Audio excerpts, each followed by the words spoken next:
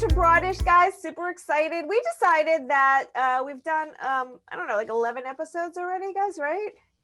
Yeah, we decided that we thought maybe you guys need to get to know us a little bit better. So what do you think we should talk about? Any of you guys have a suggestion? Why don't we talk about how we got into stand-up? Like, I'm a lawyer. I became a stand-up. Felicia, you're a fancy Upper East Side socialite, and somehow you want to work at these dingy clubs. Word. Like you had it made and you went back. Like, why? Yeah, you had it made and you went back. Seriously demented is what you're trying to tell me. Yeah, you got issues, girl.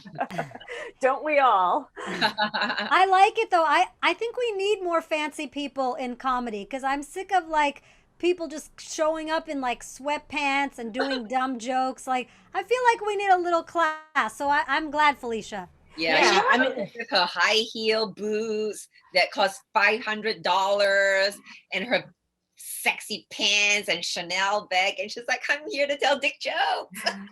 Like, how many times can you hear my roommate sucks? Like, who cares? Exactly. You know what's funny? You know what I noticed? That the reason why people don't dress well is because it's distracting. Like, sometimes I'll be telling a joke and notice someone just like staring at my boots. Well, there is a theory that says when a woman looks too good on stage or too sexy, men can't laugh because they're too busy looking at her and checking her out. Oh, I think there's truth to that. When my first time around in stand-up in my 20s, I'll never forget, I had comedians who told me, they were like, stop, dress down. You with your little skirt and your heels and your cute little top, like, no, like choose one thing. I was like, wow. I did listen to that advice at first, and then I was like, is this theory really true? So one day I decided to dress really sexily, and I still got very good laughs. And I was telling that to my male comedian friend. He goes, maybe you're just not hot enough.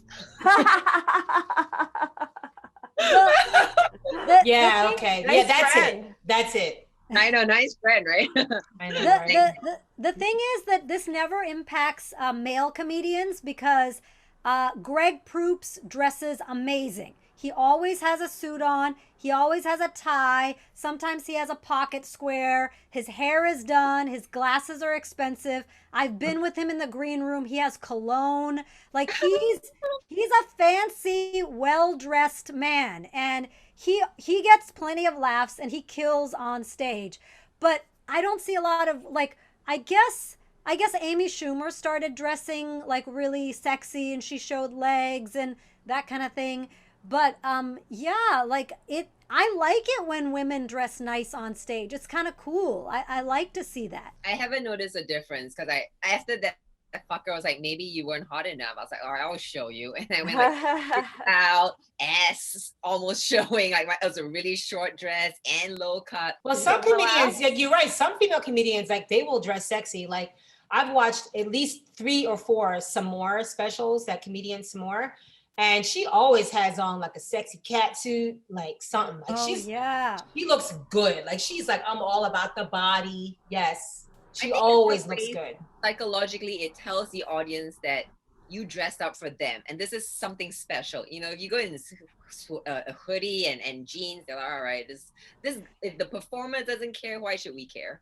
You know, I always wear a heel on stage. I always do. And the one time I didn't have my heels, I was kind of freaking out. I was like, oh my God, psychologically, I'm not right. Because it spells for performance for me. Like, it's an elevated moment. I thought of another example. It's also interesting, like, what dressing nice means, because it's different for every kind of performer. Like, have you ever seen Gina Yashere on stage? Oh my God, I love her. She looks amazing. She always has these like designer glasses and like she has her own look, but it's very put together. And it's very, like, I guess, British inspired, and she's queer. And so her personality, but I can tell she has put thought into that outfit. But only Gina can rock that outfit because she's got a nose piercing. And, you know, like, if I dressed that way, people would be like, you're doing too much. Stop. Well, yeah, she's like hot, black, queer athleisure. Exactly. You know? Black, queer athleisure. Wow, that's good marketing. Yeah, she is. I met her and I'm like such a fan. I think she thought I was gay because I was just like in her face like, I love you so. I was in her face like, like 8 inches, like, you know, I love you, right? And she was looking at me like, Gina's so funny that she could probably convert straight people. Like she's amazing. Honey, I think she could flip them. I think she could flip them. Cause I was like, she got like, she's married, she and her wife. I follow her on Instagram. Like they booed up. Her wife ain't going no goddamn where. So Dhaya, did we hear why you decided to do stand-up? I had just been a smart ass like in my everyday life. I was always like making jokes at the office. I was that annoying guy at the office because I was always like funny and cracking jokes and stuff like that. But for me, when I worked in finance, it was like a competitive advantage because I'm 5 foot tall. Everyone was taller than me. Everyone was talking about sports. Everyone would like drink like a pitcher of beer. I don't have that tolerance. So the only way I equalized the playing field was to make everyone laugh. And then they would invite me to like their finance meetings and like breakfast things. And so it was my way of infiltrating the boys club. And then after finance, I was like, I'm really funny. I could probably do this and I could do it on stage. Also, very early on, I saw a comedian who was terrible and I heckled him. And I will never do that again. I'll never heckle a comedian. But he was so bad. Like, he was like, why aren't you laughing? Why are you talking in the middle of my set? And I was like, because you're just not funny. People were like, ooh, Dhaya, that was taking a risk. And I go, by the end of this year, I am going to do stand-up and I'm going to be funnier than that loser on stage. And all my dreams came true. So I was inspired by terrible male comedians. Go ahead. Do you remember who it was?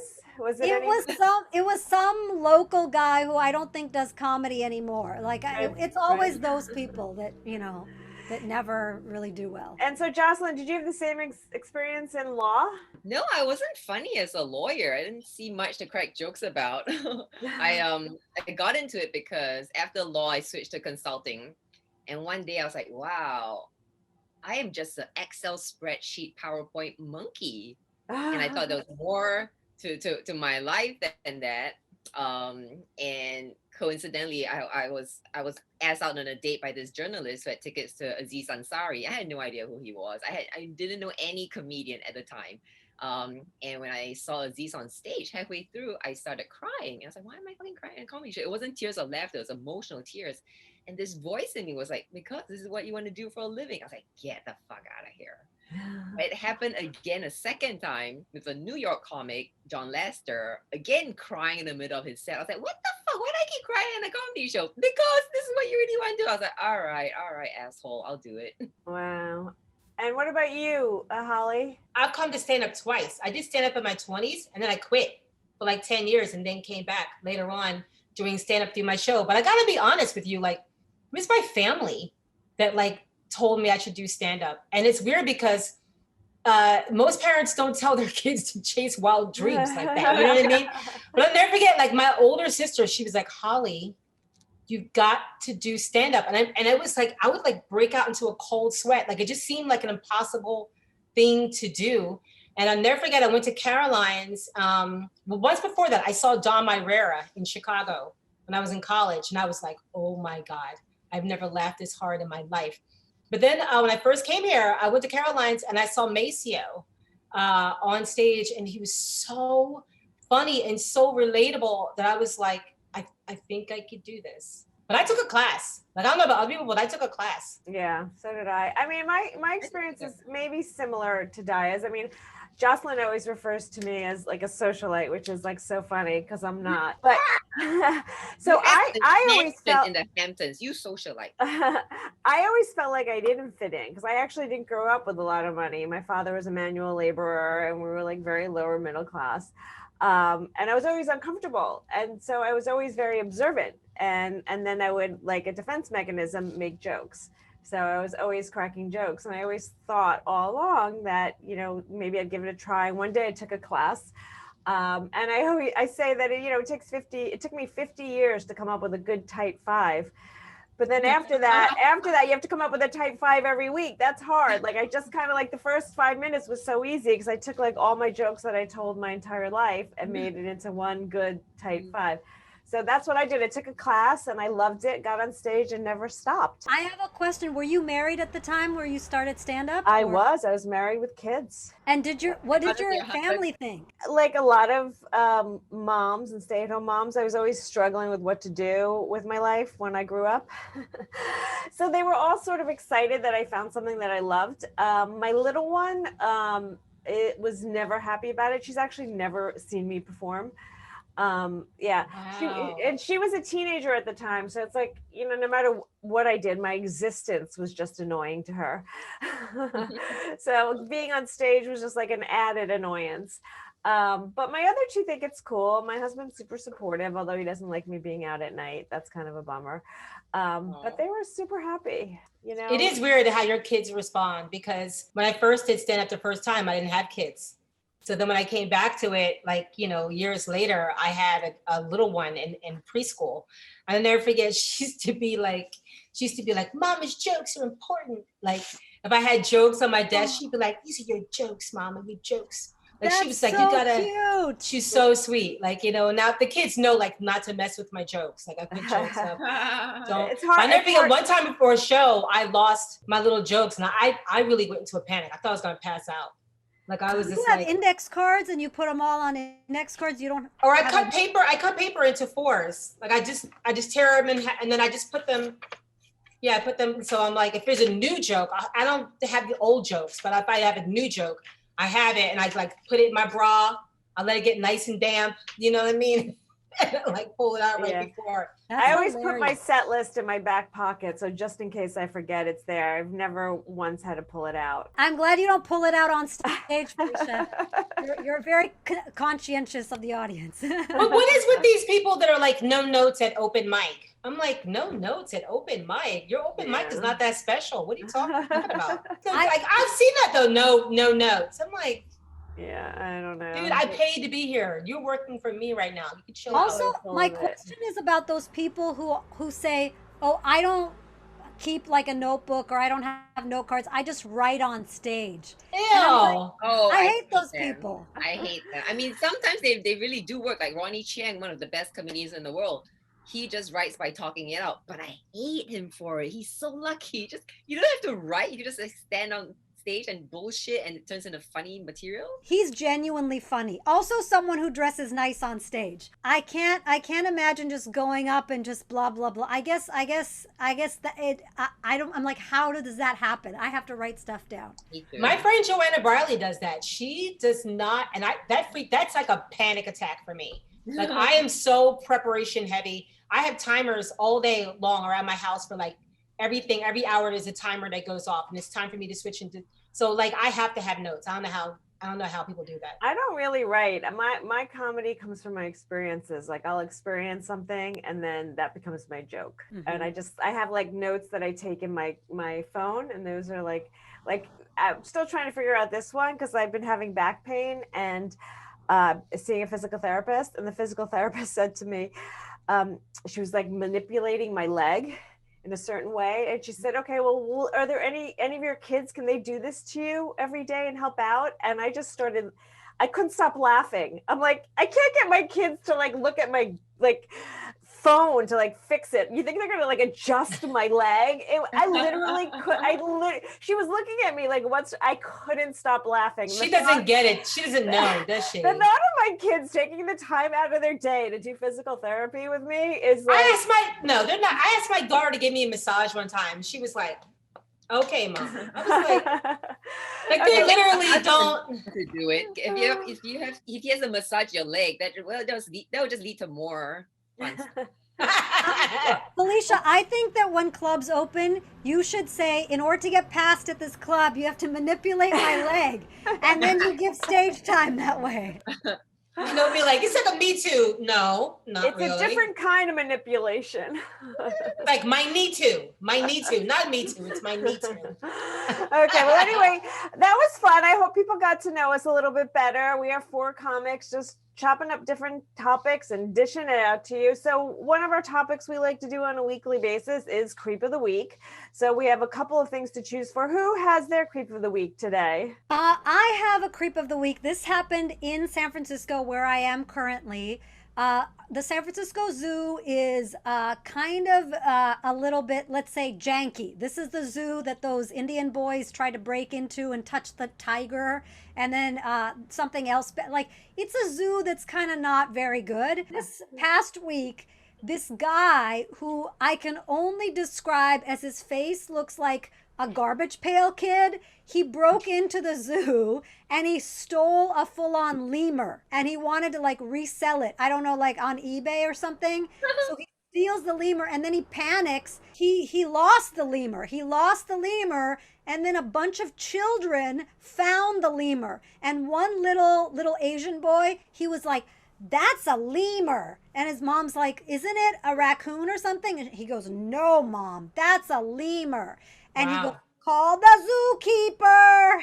And so they called the zookeeper and they donated money to the school, the zoo did. And that little boy gets a free pass for life to the San Francisco Zoo. But who steals a lemur? Like, idiot. How out of your mind, drugged out you gotta be to do something like that. It had a happy ending, but that zoo needs like some kind of like keypad or something. Like, people are just coming in and out of it. But that just sounds like such a college pot story. Like that, like they're just like, dude, we should just free all the fucking animals, like all the animals. You know, yeah. Like, let's just do it. Like, that's just like a 3 a.m. pot story gone wrong. I don't know if that's really that creepy. I mean, what about Jeffrey Toobin? Like, talk about creep of the week. That's much creepier. Much creepier than stealing a lemur. He Me Too'd a bunch of, he Me Too'd men too. That was. What exactly did he do? Because I'm like. So I have an answer. Instead of stealing a lemur, he let his lemur out. That's what he did. His inner lemur. Who all let the lemur out?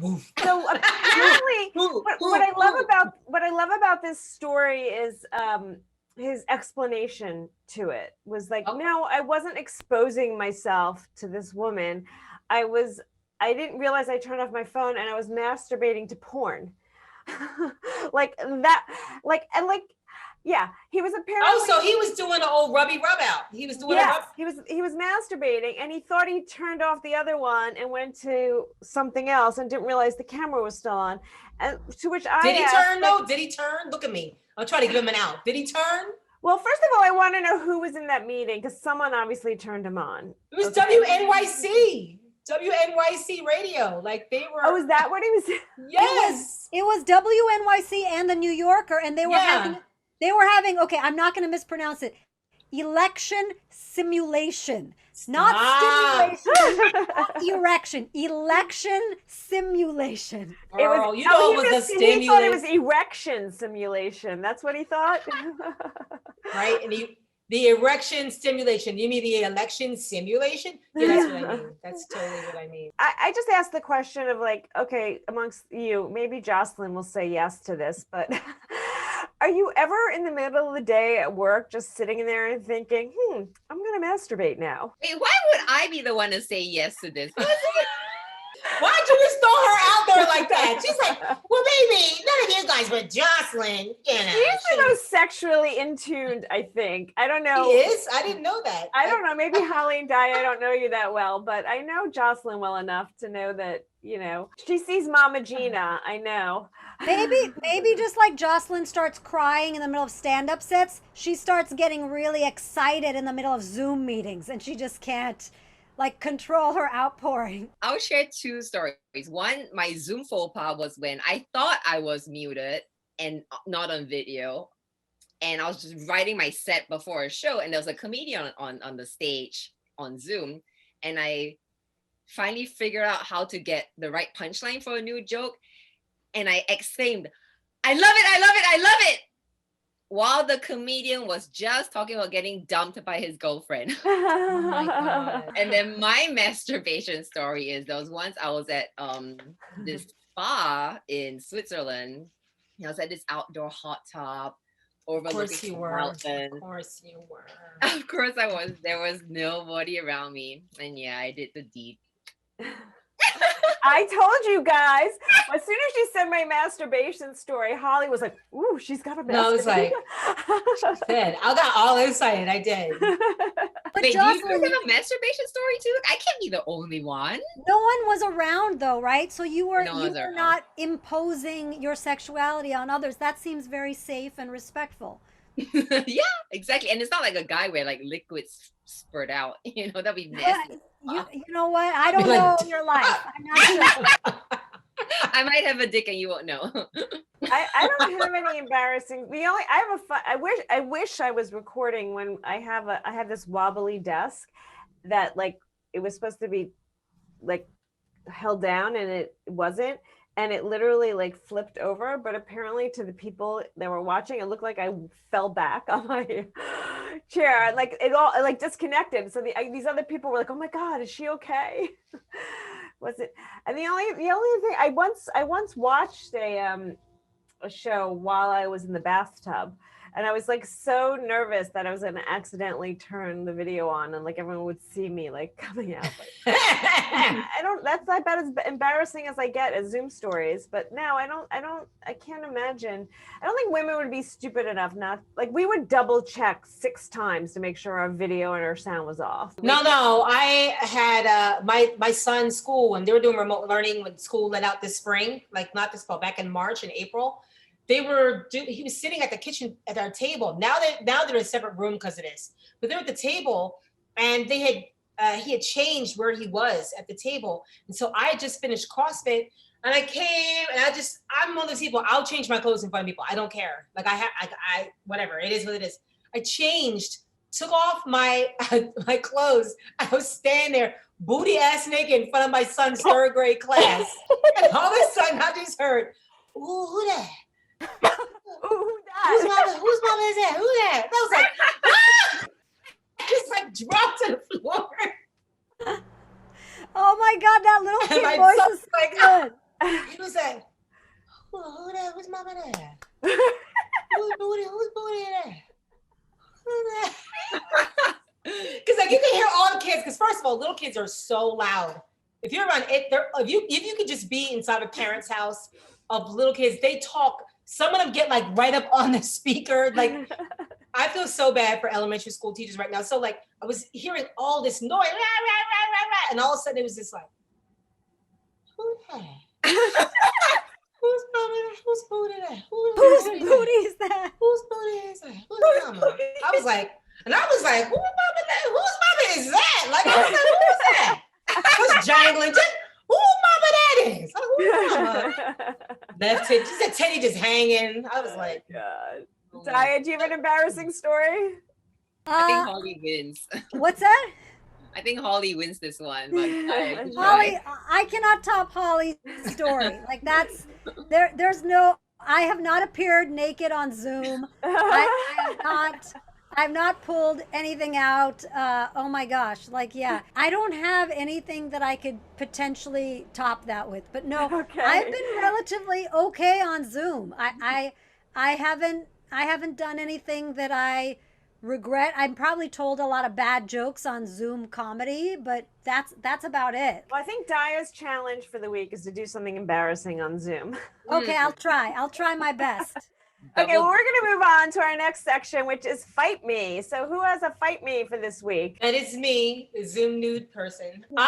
So I was on Facebook, like I do, and there was this woman talking about how, she feels weird because her sister was getting married to her older sister's ex. And she's like, nobody in my family is acting like this is weird. What is going on? This is not right.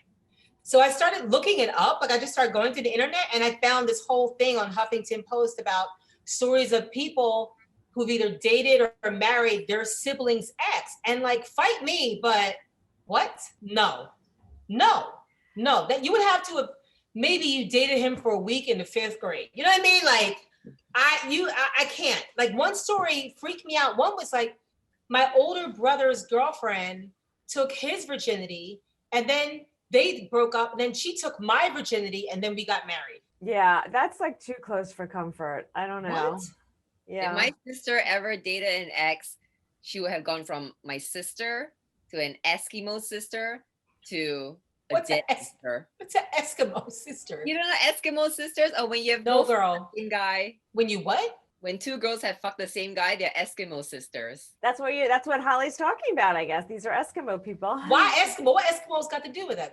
I'm sorry to get back, but do Eskimos have like a high thing of like marrying each of their sisters or something? Or Don't know that. like sharing or everything. I think it's a racial slur. But what's it got to do with Eskimos? Like It that's what I'm doesn't. trying to- It doesn't. I think it's just like one of those like stereotypes that people say that, but it's good. It's good we brought it up because it is just targeting some people who live in the Aleutian Islands who ain't done nothing wrong. We're just I always love these weird little racial stereotypes. Like you hear like Puerto Rican twins or Irish twins. okay. They're real close together. And I'm like, that should be Hasidic twins. Like, I don't know what anybody, that should be Hasidic twins. I have a real example. Joe Biden's son, Beau Biden, died of glioblastoma.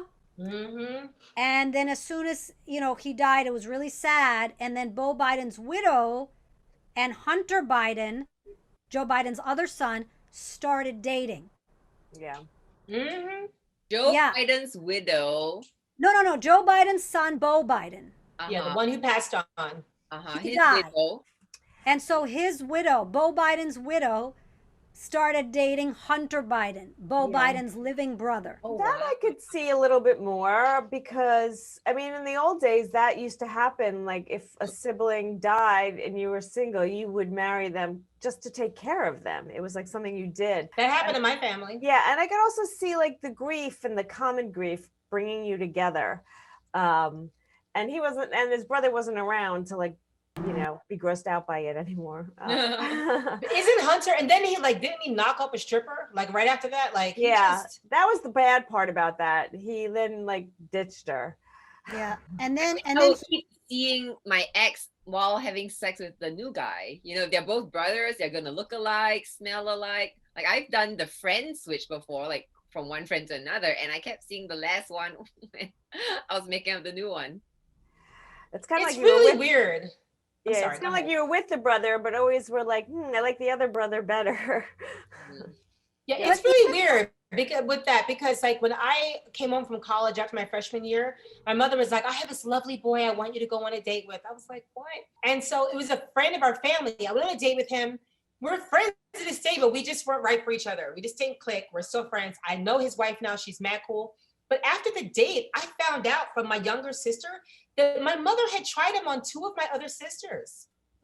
She just wanted this man in the family. Like she was just like, I'm just gonna keep trying. And I was like, there's 4 girls, and the 4th girl was like, I'm out. Like I'm out. None of the other 3 want and all 3 of us passed, and she was keeping a secret from all 3 of us, I think, because she never said anything to me. She never said he went out with the other 2. I was like, what? You know who's like that? The rapper Common. He seems to date everyone. Like he dated Erykah Badu.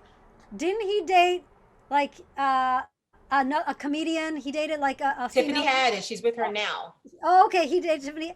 Like Common seems to get quality women that are sort of out of his league, but he continues to date Jaguar Wright, Angela Rye. Yeah. Yeah. Maybe there's a certain individual that's like, hey, I'm a good guy. Ask these other 10 friends of yours, Maybe it's like that. Like I have that joke. It's not even a stage joke. It's just a life joke where like hot men are meant to be like shared with the community. You know what I mean? Like, don't be selfish. They're moving on. Just let go. You know what I mean? They're moving on. Just. Yeah, There's I so like that. few of them. We have to men in this share. world who should be communal property for all women. I agree. They're safe. You know what I mean? Like they're safe. It's fine. Hollie's always looking out for those single women. Felicia, I know we were talking about dating married men. Oh yeah. Like what about that? Let's talk about What that, about right? the affair guy? Did you guys hear about that? Oh, Dominic what West. happened? Yeah. And he's from that show, The Affair. And I'm like, I have no tolerance. Like I'll fight you on. I think that's creepy. The girl going with the brother, like to fight me, but dating a man. Although I mean, I did it when I was younger, I guess. I was young and naive. Did you know they were married? He wasn't married, he was engaged. So it was fair game. Did you know her? Did you know her? No, I didn't. And I was like 18 at the time and he was 30. So yeah. Oh, well, he's the dog. Yeah, he's the dog. He's the dog. But like dating a married man is just that's disgusting. It's a good way to get your ass whooped. Yeah. I mean, it's a good way to get some hot grits on you. Ask Al Green's wife. Wow. That's what Al Green's wife did. Al Green's wife came home, saw them. She was like, oh, okay. She just went and cooked some grits, which takes patience. Yeah. She made grits. And that's like Lionel Richie's wife. Remember Brenda? Brenda Ritchie beat up Lionel and the girl. Like, there's some people, that's a good way to get shot. That's a good way to get your ass whooped. I would not recommend it. Holly, I admire that patience because it wasn't even instant grits. It was the slow cooking. He did. Like you gotta stew with that in your heart and on the stovetop. Girl, she was adding water and thickening it up. Some butter and salt. So bottom line, you could fool around with my sister, but not with my husband, which is good because I don't have a sister. Well, aren't there in some states? In some states, can't you sue for infidelity? Like you could sue the other woman. Yeah. In some states, you could sue.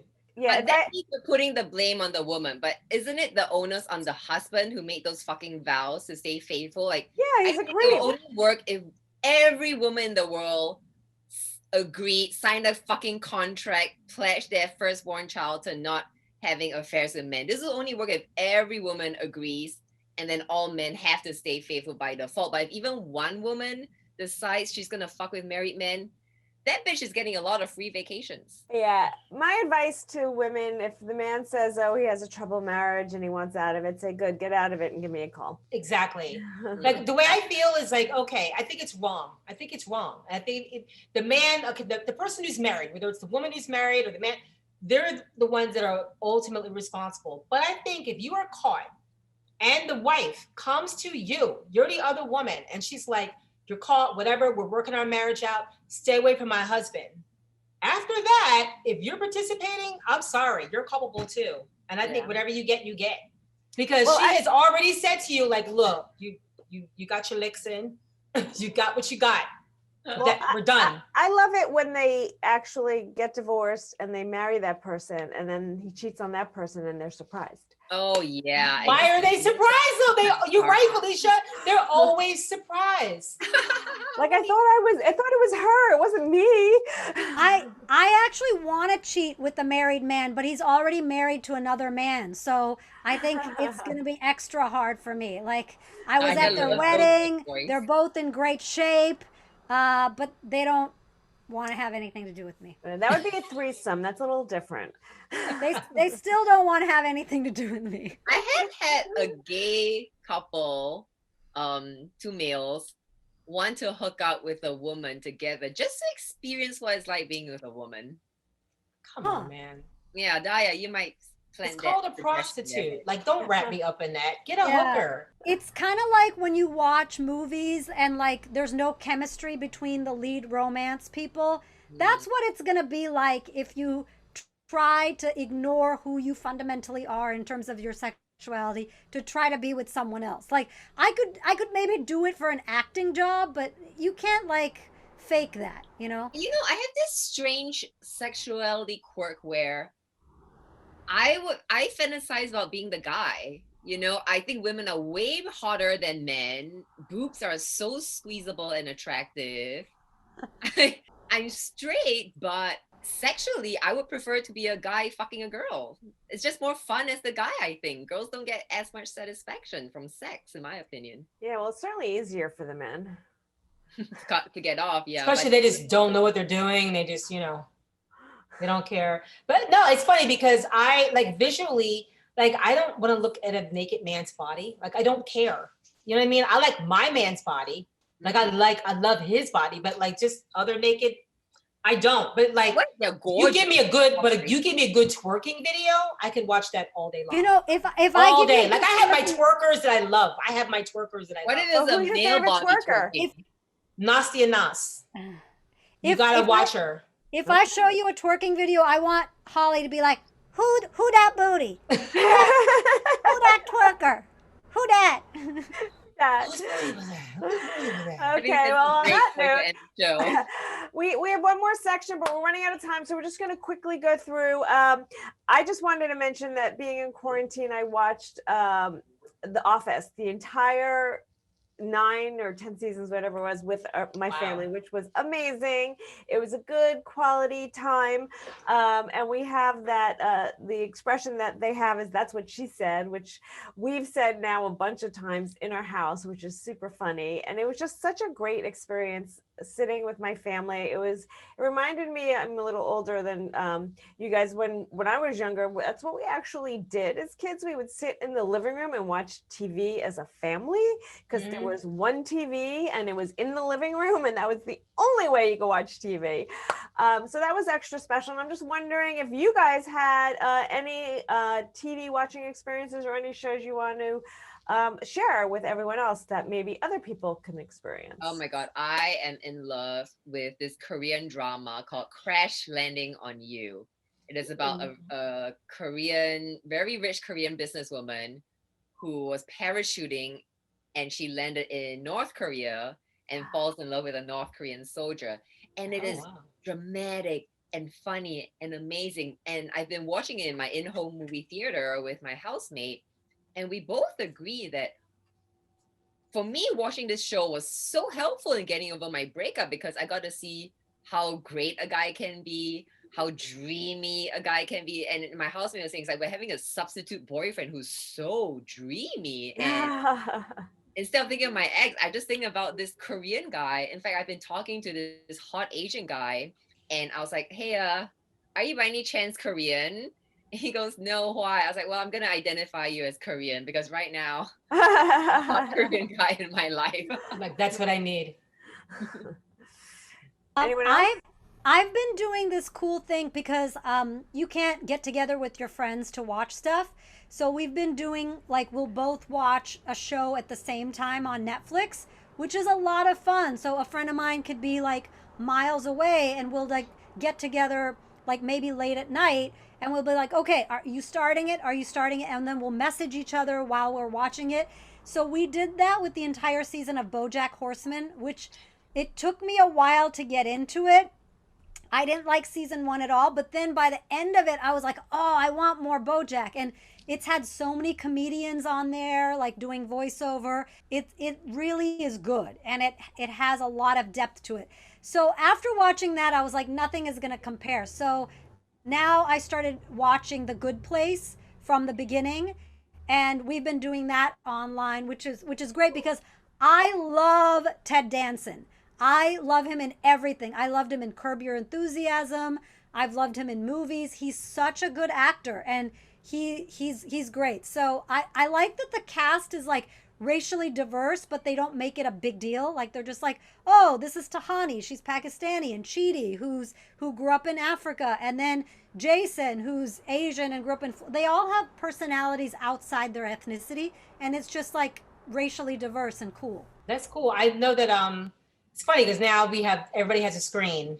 Like, my husband and I will be watching TV. My daughter's on her phone, my son's on his iPad. And I'm like, damn, we're all in the same room. Like, this is crazy. But the moments where we all were watched together are like last summer of 19. This is so sad. It wasn't even this summer of 19. My husband and I got into this routine where on Friday nights, we would show the kids 80s hip hop videos, because we lived through it. And it was hilarious because we were watching that one video, 80s and early 90s. It's like, all I want to do is zoom, zoom, zoom into boom, boom, right?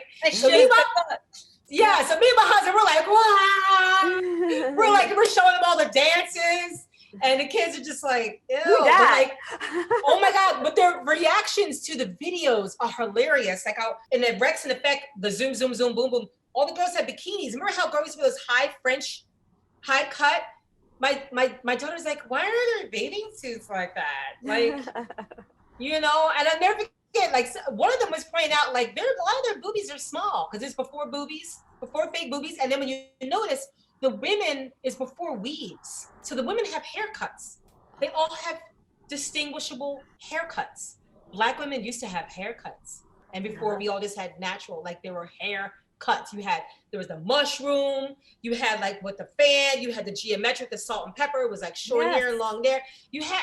So watching these videos with them is hilarious. So we went through a whole summer, a Friday night, and we were showing them Busta Rhymes, the old Erykah Badu with the big old turban in the 90s. It was wonderful. We gotta go back to that. May I make a suggestion? I just recently watched Houdini's video, The Freaks Come Out at Night. And I don't know if you remember, Houdini would wear these booty shorts because he had nice legs. And he would wear a leather jacket over the booty shorts with his chest showing. And he'd wear like weirdo cowboy boots and a Zorro hat. Yes. And women went crazy. We did.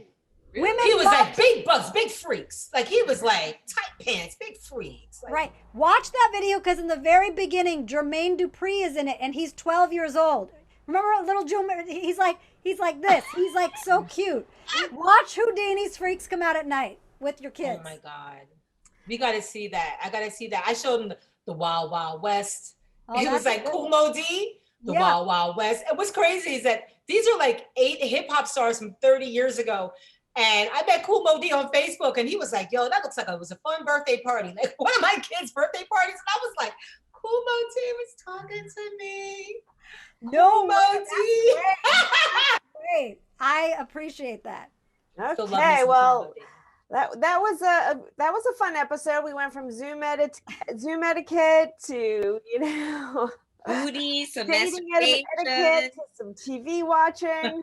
So, and I hope everyone got to know us a little bit better. And maybe next week you'll get to know us a little bit more. So welcome. I feel like we all got to know Jocelyn really well. We did, girl. We got to know some Jocelyn. Missy. We're gonna Hi, Jocelyn. Who's that? Who's that? Okay, guys, thank you. This is Broadish. Thank you.